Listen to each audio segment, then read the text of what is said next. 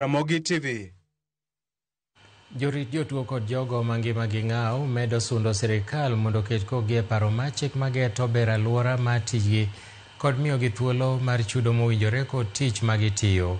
E kinde nyasi madhi alodichieng' jorit jotuo manotimore kar romo mar KICC, jorit jotuo yuago chudo marach, lwasi ma ok chiw luor ne tijgi kod koso lony mowinjore ne rito jotuo kod jogo mang'aw. Cynthia Onyango nigi ler.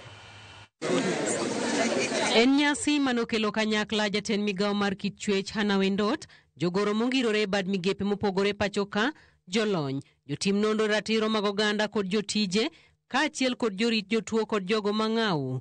Nyasi ma otisi ni International Day of Care and Support mihingo e piny ngima. E kinde ni, jotelo obedo kod thuolo mar winjo ywak mar jorit jotuo, ma kuom kinde malach ok osebed ka iketo e opara manyime kaka jogo makonyo e kelo chang mapiyo ne jotuo, rito ngima kendo neno ni jogo madwaro kony mar rit oyudo arita madwarore e kinde mowinjore. Nelson Otieno en achiel kuom jorit magie sani konyo nyithindo mani kod ng'ol mar obwongo ka olero pek magineno. Wadwaro diapers mang'eny, chiemo gin gi special diet, ng'iyo gi e daycare kacha be tek matin kech samo ywak ikiano ywak ang'o, lakini watemo ng'iyo gi kaka wanyalo.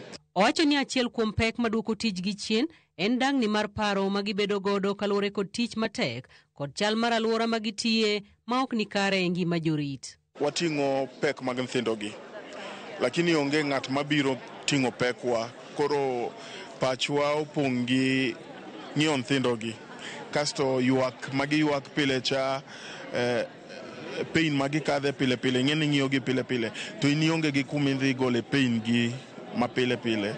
Koro ka wanyayo yudo way mwanya sustain mental health mag caregivers nyabedo gima ber ahinya.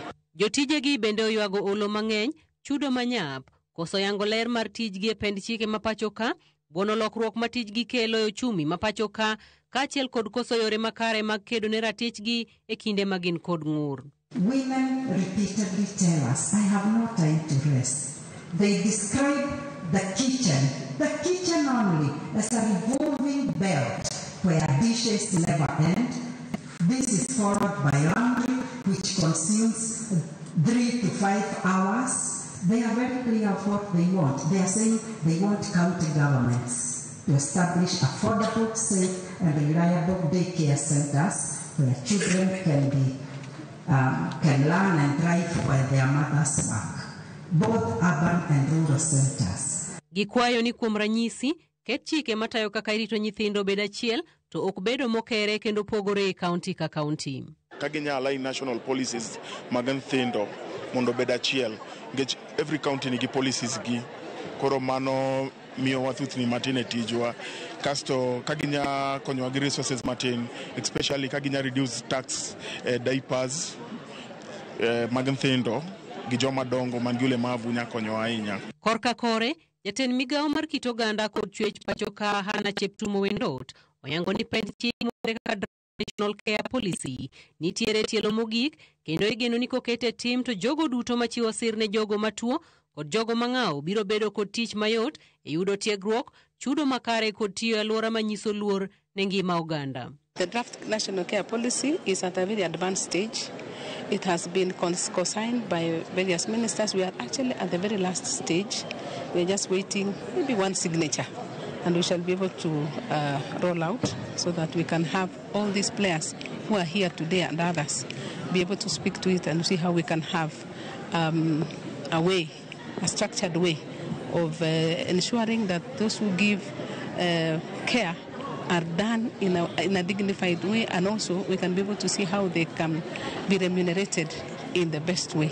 Jokanyo bende okwayo sirikal mondo ket omenda thenge mabiro konyo jorit jotuo bedo kod yote tayo chenro maggi kaachiel kod neno ni kinde duto ywak maggi owinji.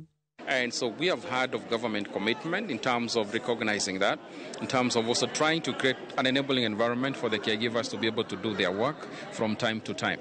And so my clarion call moving forward is that we need budgets into this. We need proper regulations and standards into how caregiving is provided, how it's experienced.